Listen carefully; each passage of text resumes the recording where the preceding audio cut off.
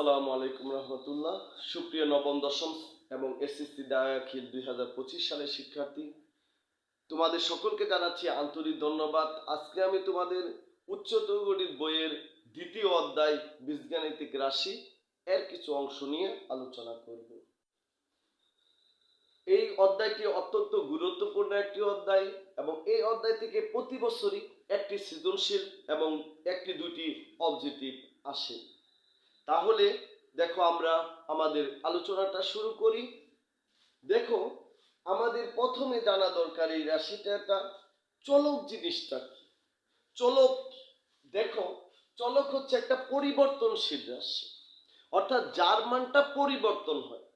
যেমন দেখো, তোমার বয়স, সময়ের সাথে সাথে তোমার বয়সটা পরিবর্তন হচ্ছে, তোমার ওয়েট, সমাজের সাথে সাথে তোমার ওয়েটটা পরিবর্তন হচ্ছে।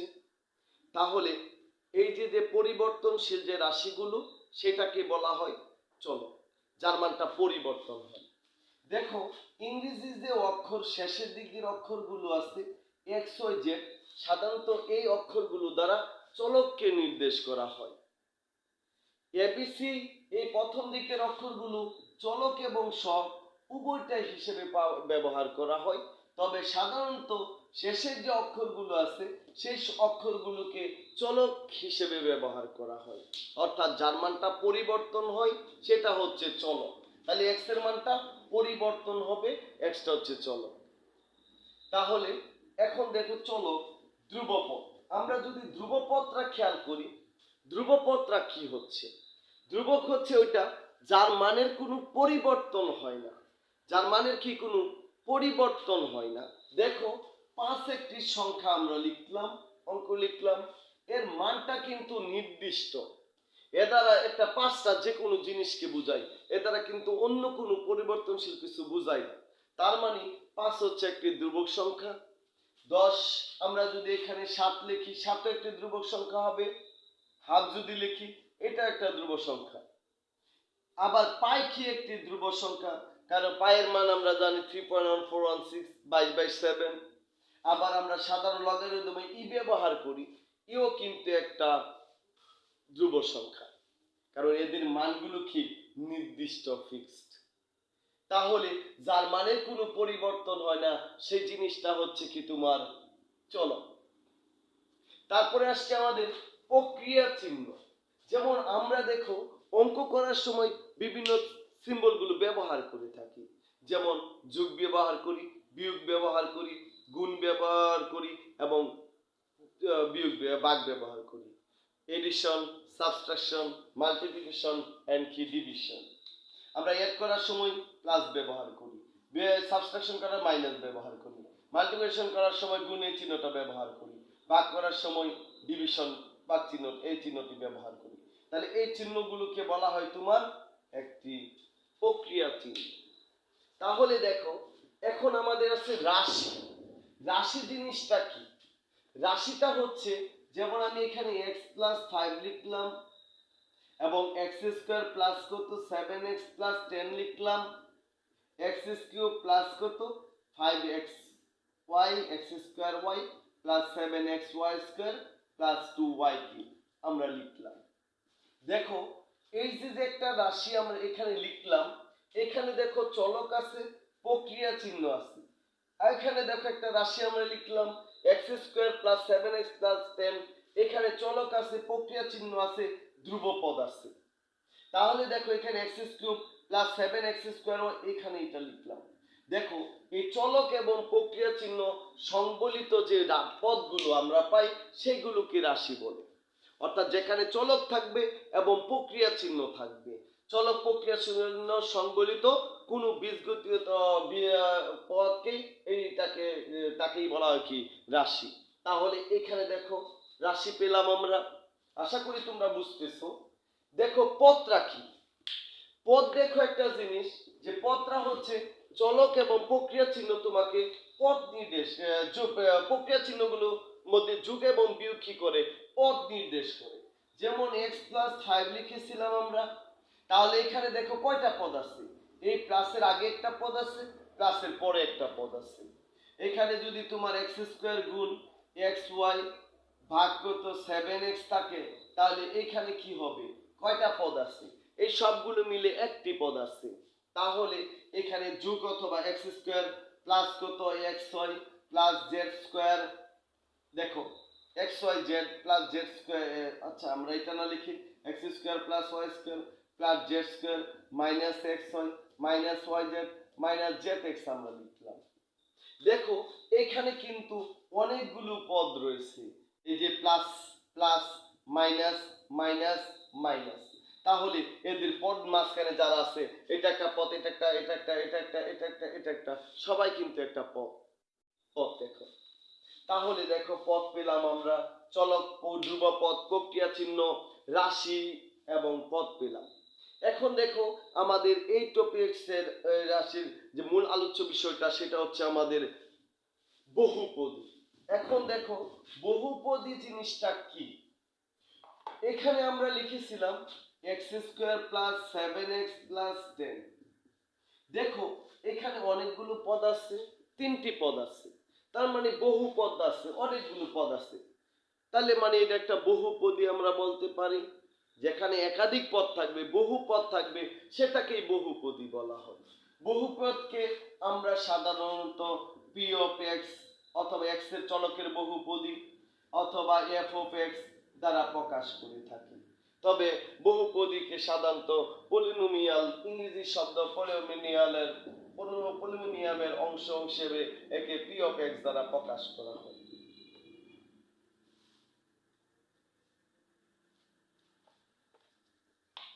দেখো বহুপদী, বহুপদীটা হচ্ছে আমরা একটা পদ রেখেছি x square plus 7x plus কত 10। দেখো এখানে কয়টা পদ আছে, একের বেশি পদ আছে, বহু পদ আছে, তার মানে এটা একটি বহুপদী। বহুপদী বলতে যেখানে বহু পদ থাকবে, যেখানে বহু পদ থাকবে সেই জিনিসটাকে বলা হচ্ছে তোমার বহুপদী।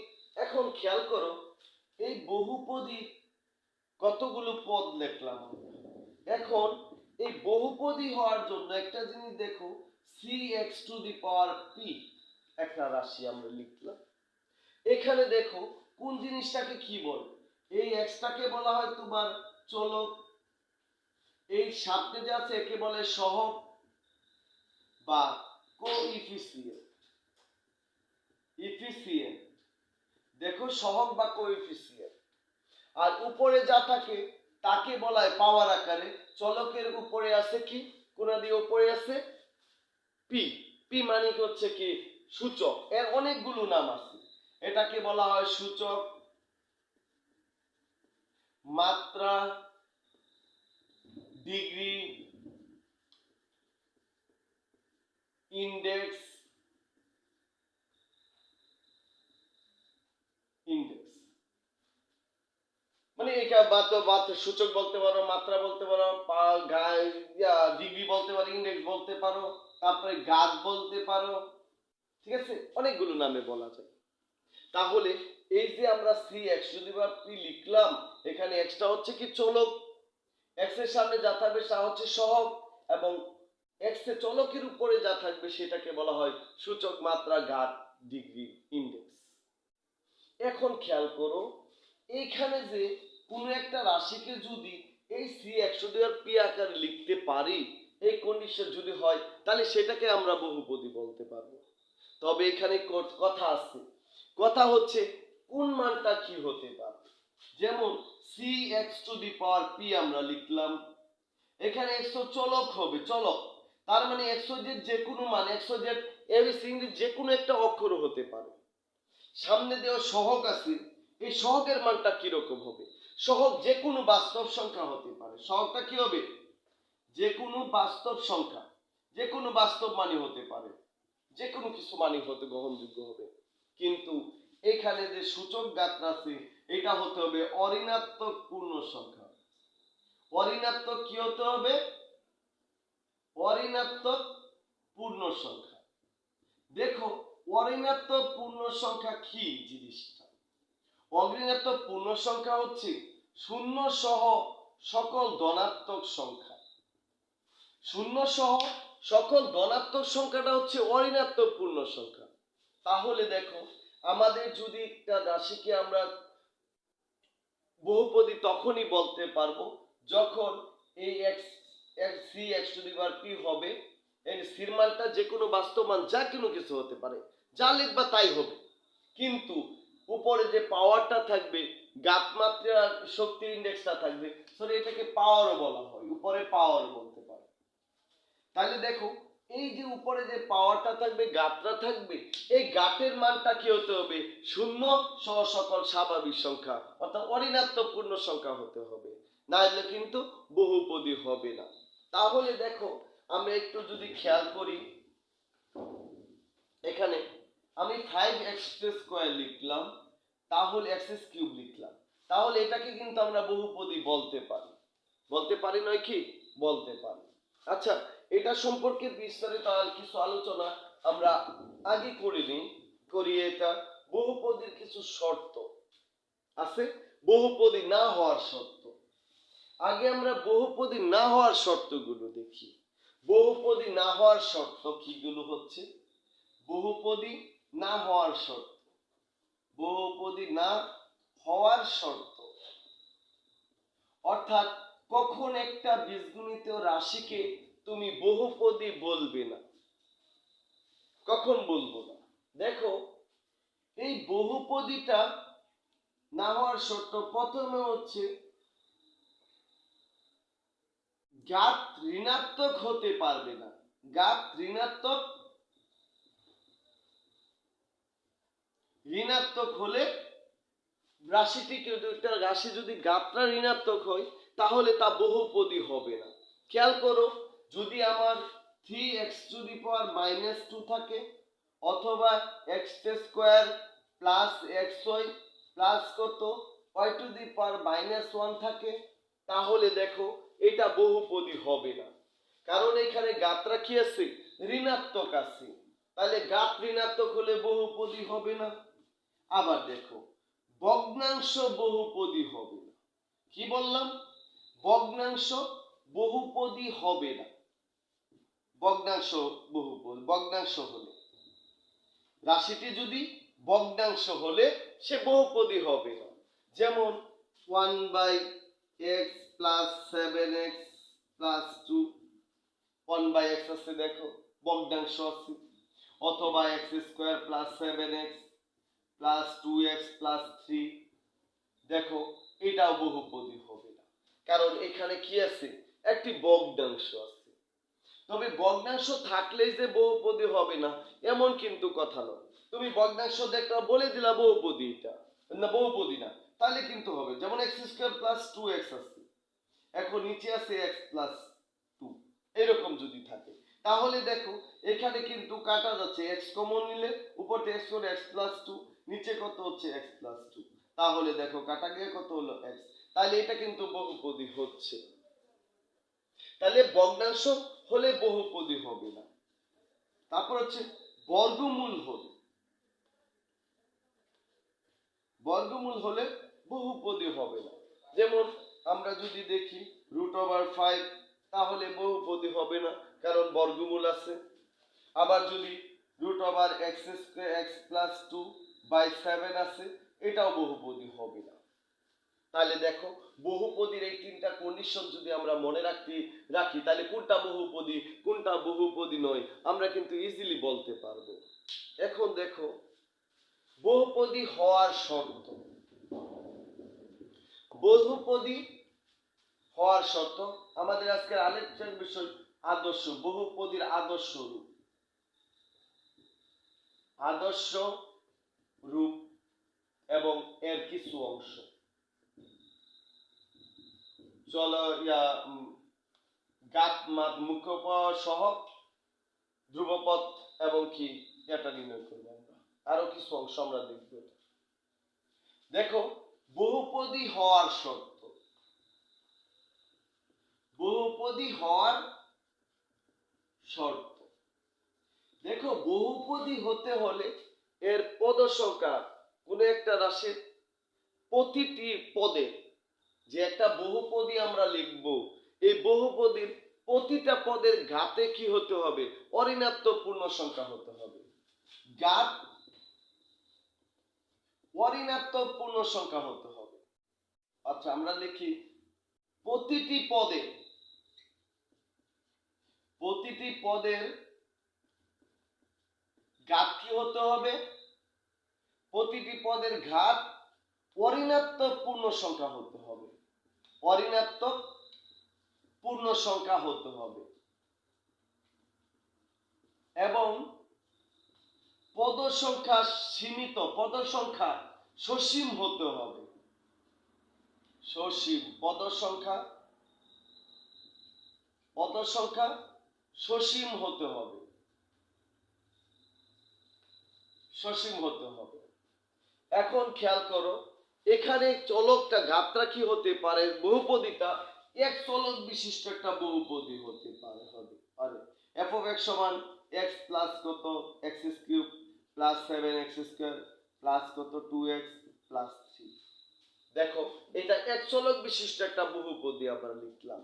এখানে দেখো প্রতিটা পদের ঘাত কি আছে? অঋণাত্মক পূর্ণ সংখ্যা আছে। এখানে ঘাত 3 2 1, এখানে ঘাত নাই, শূন্য আছে। ঘাত নাই কিন্তু এখানে কিন্তু শূন্য আছে, কারণ 3 এর সাথে 100 আছে গুণ, ঘাত আছে অঋণাত্মক শূন্য। কারণ দেখো x এর উপরে তো যে কোন শূন্য দিলে কত 1 হয়, তার মানে 3ই থাকে। আবার যদি দুই চলক বিশিষ্ট বহুপদী হতে পারে x হয়, যে x স্কয়ার প্লাস কত xy প্লাস y স্কয়ার। দেখো এটা ঘাত কত 1, এনো 1 এনো 1। দেখো সবই কি হচ্ছে কি অঋণাত্মক পূর্ণ সংখ্যা।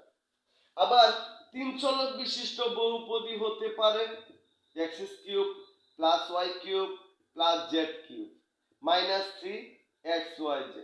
দেখো এখানে প্রতিটি পদের যে ঘাতগুলো যে আছে, দেখো ঘাতগুলো কি অঋণাত্মক পূর্ণ সংখ্যা। তাহলে এক চলক বিশিষ্ট, দুই চলক বিশিষ্ট, তিন চলক বিশিষ্ট বহুপদী হোক না কেন, প্রতিটা পদের ঘাত কি হতে হবে? অঋণাত্মক পূর্ণ সংখ্যা হতে হবে। এবং কি হতে হবে?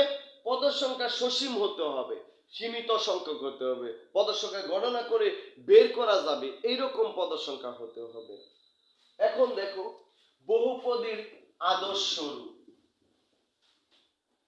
একটি বহুপদী আমরা একটি রাশি লিখি এখানে x 2x plus 7x cube minus 5x square plus 10x two the power 4 minus plus 2। দেখো আমরা একটা বহুপদী অ্যাকচুয়ালি ধরে নিলাম f of x, এক চলক বিশিষ্ট আমরা একটা বহুপদী লিখলাম। এখন দেখো এই বহুপদীর মধ্যে 2 two the power x 2x plus x cube minus 5x square plus x to the 4 plus 2 আছে। এই বহুপদীর আদর্শ রূপটাকে আমরা কি করতে পারি? যে সবচেয়ে বড় ঘাতযুক্ত যে পদটা আছে এটাকে আগে নিয়ে আসব। তাহলে এখানে দেখো আমরা কি পেলাম? 10x টু দি পাওয়ার 4, তারপরে x cube plus 7x cube minus 5x square plus কত 2x প্লাস 2। অথবা আমরা এইরকম ভাবে দিতে পারতাম f of x সমান x to the power n plus কত x to the power n, x to the power n minus 1 into y, y to the power 1, x to the power, বা যেভাবে লিখি না কেন 2, y টু দি পাওয়ার 2, যেভাবে থাকুক না কেন, যে আমরা এইভাবে বহুপদীর সর্বোচ্চ ঘাত থেকে, দেখো এখানে ঘাত n ছিল, এখানে 1 কমছে, এখানে 2 কমছে, এইভাবে কমে কমে গেল। তে এখানে খেয়াল করো আমরা যে এই যে বহুপদীটা পেলাম, এই বহুপদীর একটা পদ আছে মুখ্য পদ। বহুপদীর একটা পদ আছে মুখ্য পদ। আমাদের কিন্তু বইয়ের সৃজনশীল অঙ্কেতে দেখবা আছে, এমনকি বোর্ড পরীক্ষার মধ্যেও কিন্তু আসে যে এখানে মুখ্য পদ কত, মুখ্য সহগ কত, ধ্রুব পদ কত, অবজেক্টিভে তোমার আসতে পারে। এখন দেখো মুখ্য পদ, তারপরে হচ্ছে মুখ্য সহগ, মুখ্য সহগ এবং কি ধ্রুব পদ। দেখো মুখ্য পদ হচ্ছে একটা বহুপদীর যে সর্বোচ্চ ঘাত, মানে সবচেয়ে বেশি ঘাতযুক্ত যে পদটা আছে সেটা হবে মুখ্য পদ। এই বহুপদীটা যদি খেয়াল করো তাহলে দেখো এই যে সর্বোচ্চ পদযুক্ত পদটা আছে কত 10x টু দি পাওয়ার 4, তাহলে 10x টু দি পাওয়ার 4টা হলো তোমার এই বহুপদীর মুখ্য পদ। এখন দেখো এই মুখ্য পদের মধ্যে যে চলকটা আছে, এই চলকের যে সব সামনে যা থাকবে তাই হচ্ছে তার সহগ। এখানে আছে +10, তাহলে সহগ হলো +10, এটা হলো মুখ্য সহগ। মুখ্য সর্বোচ্চ ঘাতযুক্ত পদের যে চলকটা থাকবে, চলকের সাথে যা থাকবে তাই হচ্ছে তার সহগ। ওই সর্বোচ্চ ঘাতযুক্ত পদের যে সহগটাকে তাকেই বলা হবে মুখ্য সহগ। এখন ধ্রুবপদ। এখন দেখো ধ্রুবপদ হচ্ছে চলকবিহীন যে পদটা আছে, চলকবিহীন যে পদটা আছে সেটা হচ্ছে তোমার ধ্রুবপদ। তাহলে এখানে ধ্রুবপদ কত হলো তোমার 2। তাহলে আমরা পেলাম কি চলক আর বহুপদীর আদর্শ রূপ, মুখ্য পদ, মুখ্য সহগ এবং ধ্রুবপদ। তাহলে দেখো আমাদের আলোচনার আজকে যে বিষয়গুলো আমরা যে আলোচনা করলাম, আশা করি তোমরা এই বিষয়গুলো বুঝতে পেরেছো। ধন্যবাদ সবাইকে।